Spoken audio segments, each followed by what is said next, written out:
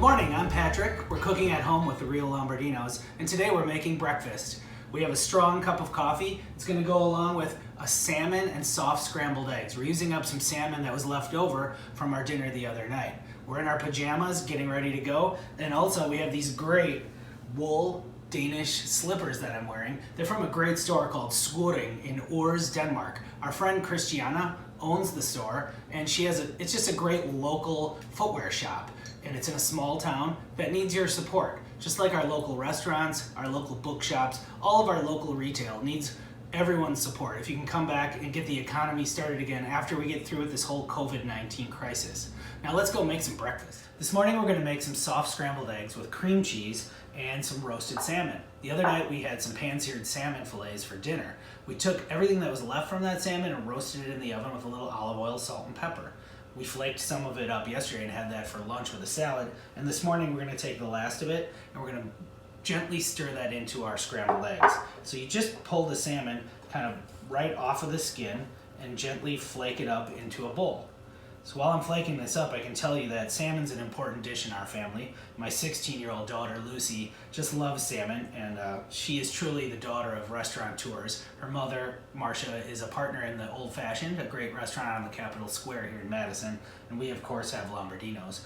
And Lucy's been on a kind of a sushi kick lately, and just the other day, I don't know if most 16-year-olds are into this, she made a salmon tartare for her lunch, all by herself with some sesame oil, some fresh lime juice, cucumbers and jalapenos. So that was a proud moment as a chef father.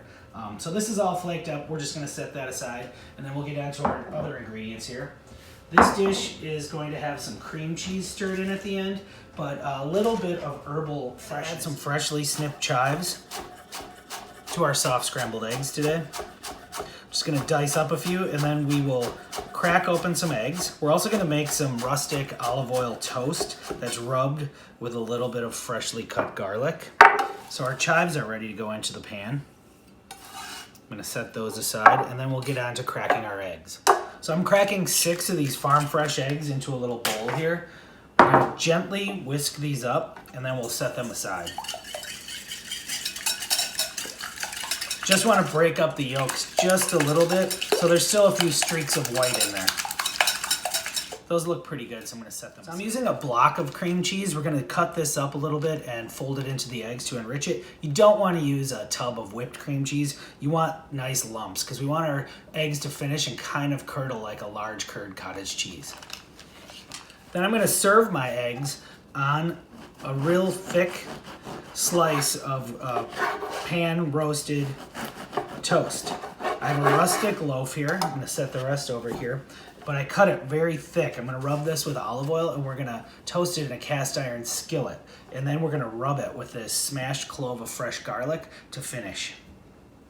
So I'm taking my thick cut rustic bread. I'm going to drizzle a little bit of olive oil on that, and I'm going to drop it into a medium heated cast iron skillet. We're going to toast that up, and that's what we're going to serve our soft scrambled eggs over.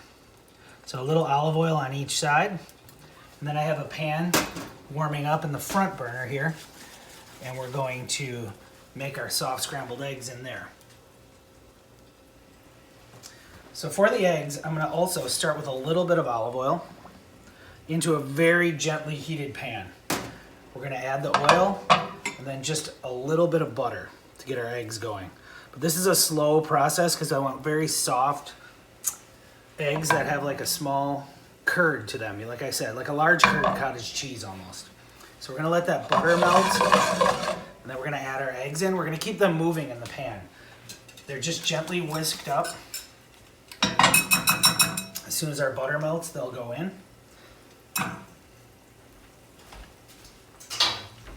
We'll be adding our gently flaked salmon and then finishing it with some dollops of cream cheese and our freshly snipped chives. So I want to swirl that around. The olive oil helps the butter melt without burning. So we have the 2 different fats in there, just enough to coat the bottom of a nonstick skillet. Now that our butter is fully melted, our eggs are going to go in.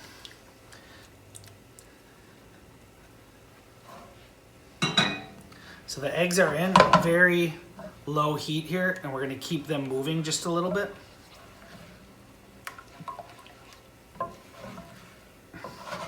And then we'll let them rest just a bit so they can firm up on the bottom, and then we'll just keep folding the little cooked bits into the raw eggs, forming those curds that we talked about as they start to set up on the bottom. As they start to set up, I'm going to scatter that salmon over the eggs, just gently roasted salmon. We want to warm that through with the eggs. We're going to check our toast here, that's griddling up nicely. And then we smashed a garlic clove, which we're going to rub on that toast before we serve it. So our eggs over that low flame, slowly setting up, becoming soft like a custard.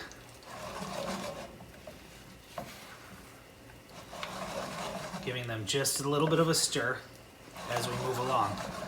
Heating the salmon and the eggs together. We're going to add a little pinch of salt to these.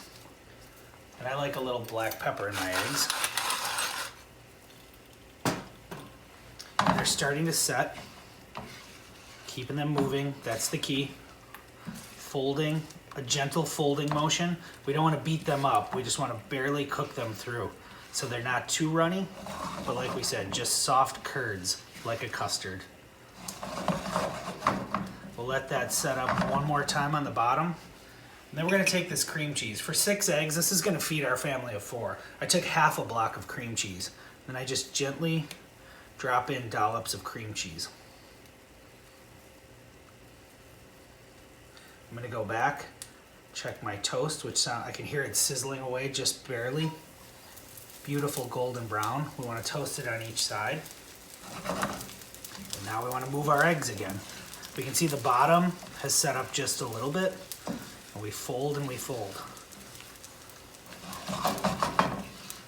We're going to pull these off while they're still a little bit underdone because they'll continue to cook in the warm pan. And they'll just finish and firm up on their own. So we're getting very close. I would say we're going to spread them out one more time. The cream cheese will break down just a little bit, but you'll get these delicious curds of whole cream cheese in your mouth. That's really great, really rich, really delicious. There's nothing light about this dish.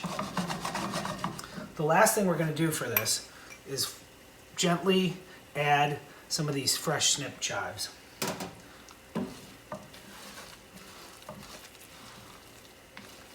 Fold those in, and then I'm going to turn the heat off and let the eggs just kind of set up in the warm pan on their own. I'm going to go back to my toast here, toasting up beautifully. Flip it back over one more time. I'm going to take this clove of fresh garlic that I smashed with the back of a knife.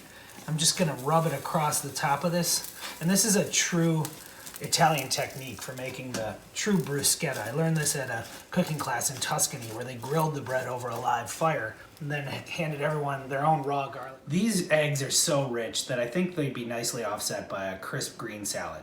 And it's okay to have a little salad for breakfast. You don't just eat it on Sunday at your fancy brunch spot. You can eat it at home. So we're gonna cut our bread. We're gonna serve half a piece of bread per person. And then we're gonna whip this salad together with a little bit of kosher salt, a little crack of black pepper. We're gonna keep it real light, but this acid in the salad is gonna offset the richness of everything going on with those eggs. Just a light bit of olive oil, a little splash of seasoned rice wine vinegar, and then we're gonna finish it with a squeeze of lemon, and then just gently toss that out all together. Lightly dressed greens to complement our plate.